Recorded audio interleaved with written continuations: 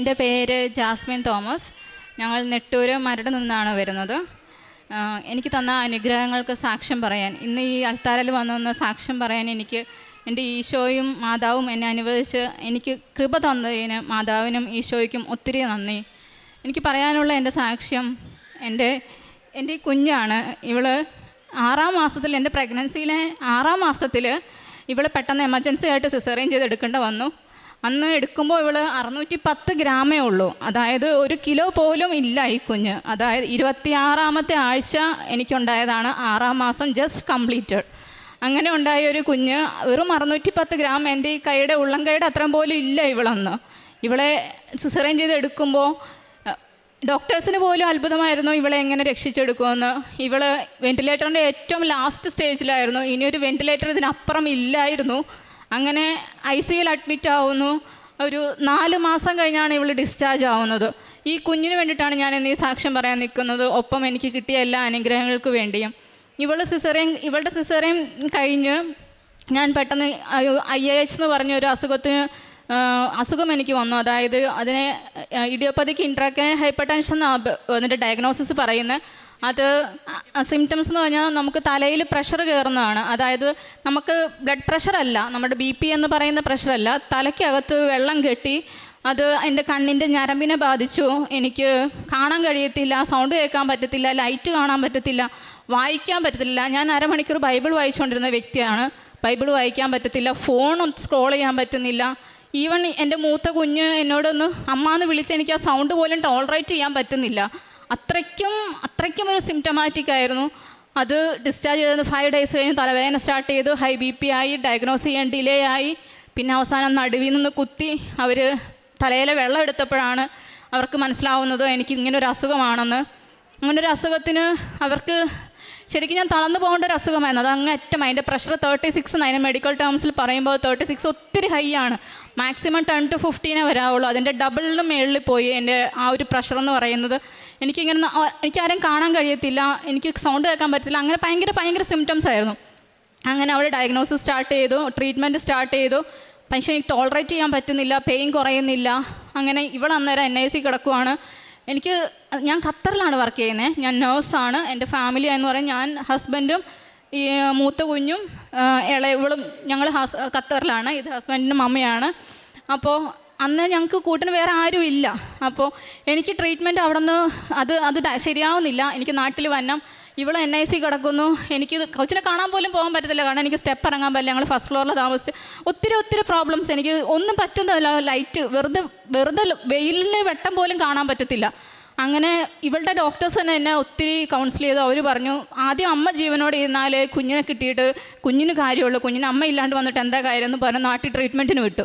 നാട്ടിൽ ട്രീറ്റ്മെൻറ്റിന് വന്നു കാണിച്ചു. സാർ എന്നെ തിരിച്ചു വിട്ടില്ല. ഞാൻ ഹോസ്റ്റലിൽ ട്രീറ്റ്മെൻറ്റ് എടുത്ത്.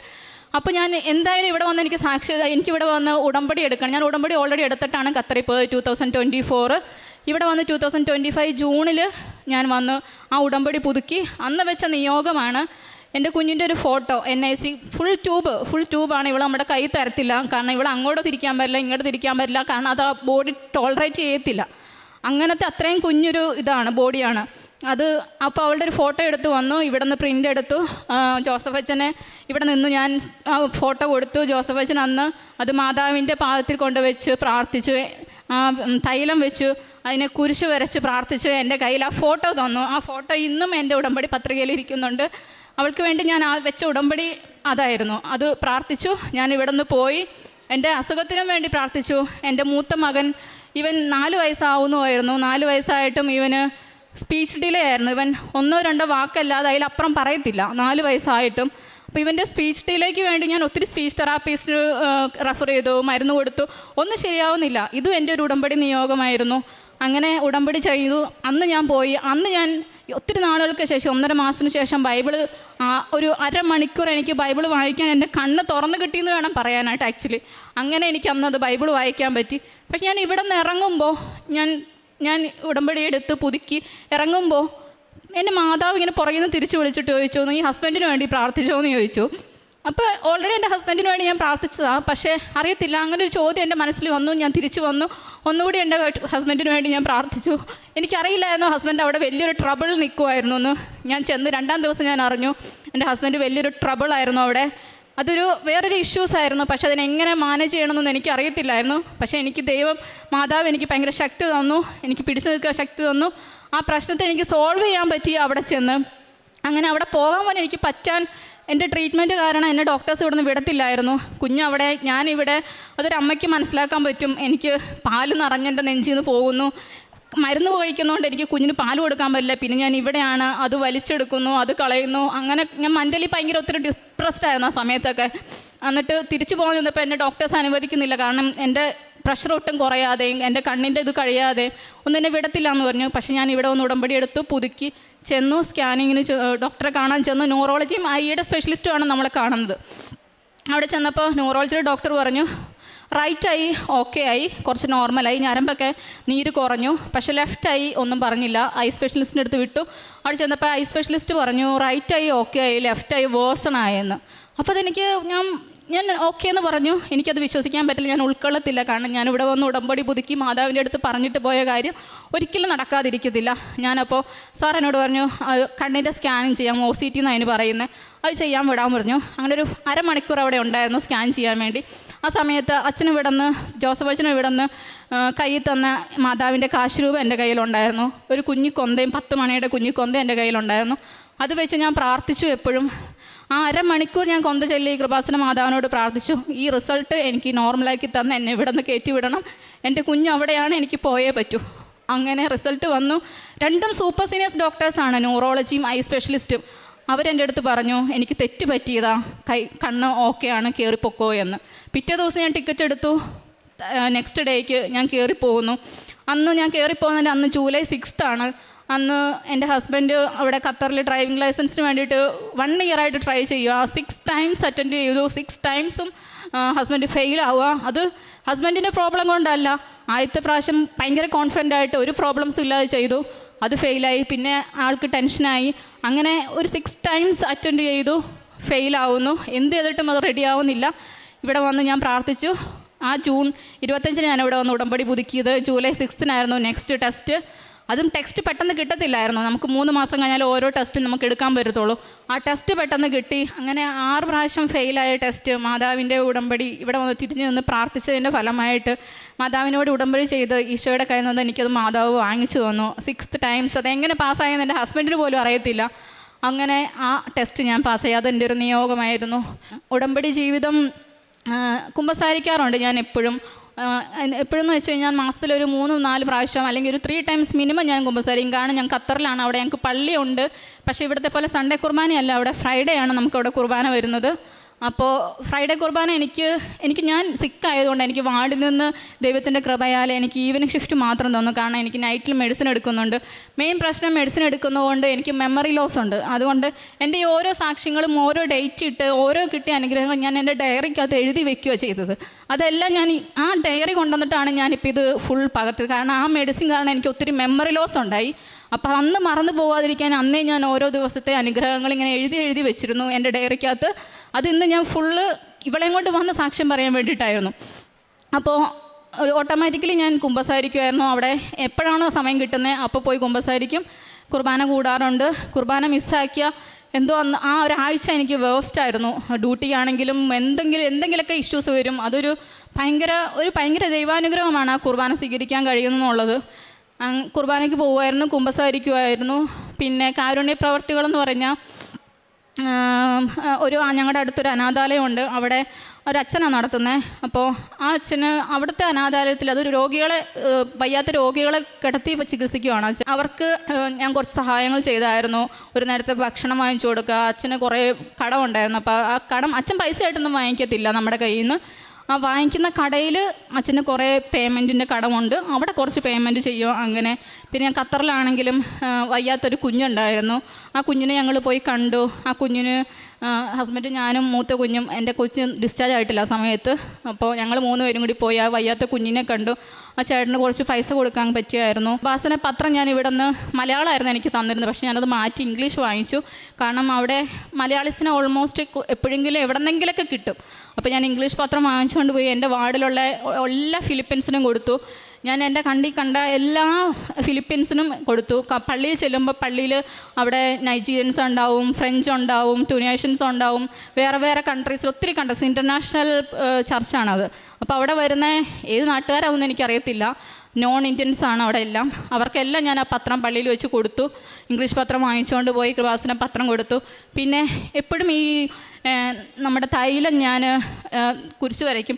ഇവളുടെ കണ്ണിന് പ്രശ്നം ഉണ്ടായിരുന്നു. കാരണം കണ്ണിന് കാഴ്ച കിട്ടുമെന്ന് ഉറപ്പില്ലായിരുന്നു.